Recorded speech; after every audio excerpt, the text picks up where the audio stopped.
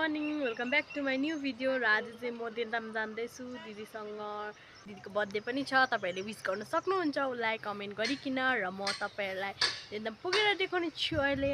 Bye bye guys. अहिले म चाहिँ रोड आइपुगिसकेको छु। हाम्रो घर चाहिँ अलिकति माथि हो नि त रोडमाथि, तर त्यही भएर हैन अहिले चाहिँ हामी रोड आइपुगिसकेको छु। र गाइस म चाहिँ फाइनली देन्ताम आइपुगिसकेको छु। म चाहिँ गाडीमा आएँ नि त, छिटो भयो आइपुग्दाखेरि हैन गाइस।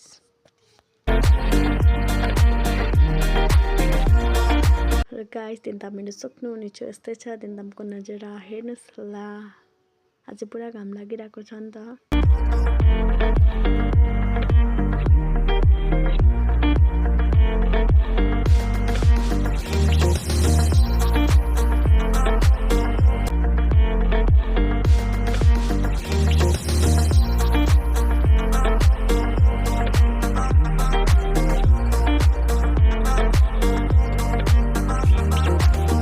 र गाइस आज चाहिँ मेरो ब्याङ्कमा काम थियो, त्यही भएर म आएको थियो। अहिले चाहिँ म जाँदैछु ब्याङ्कतिर हैन।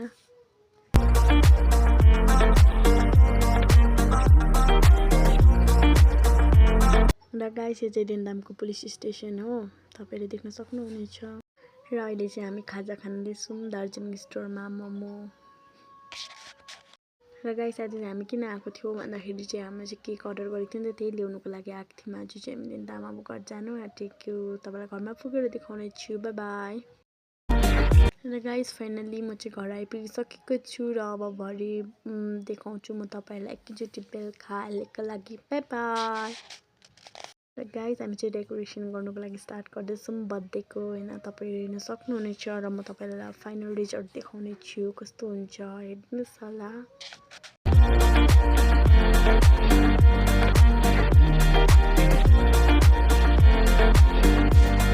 र गाइस हामीले चाहिँ डेकोरेसन गर्न सक्यौँ, कस्तो छ हेर्नुस् होला, कमेन्ट गरिदिनुस् होला कस्तो लाग्यो तपाईहरुलाई। र यहाँ चाहिँ म छु हैन, म तपाईहरुलाई देखाउँदैछु म चाहिँ कस्तो भइरहेको छु भनेर हैन। यहाँ चाहिँ बर्थडे गर्ल आज साडी लगाइरहेको छैन उसले चाहिँ।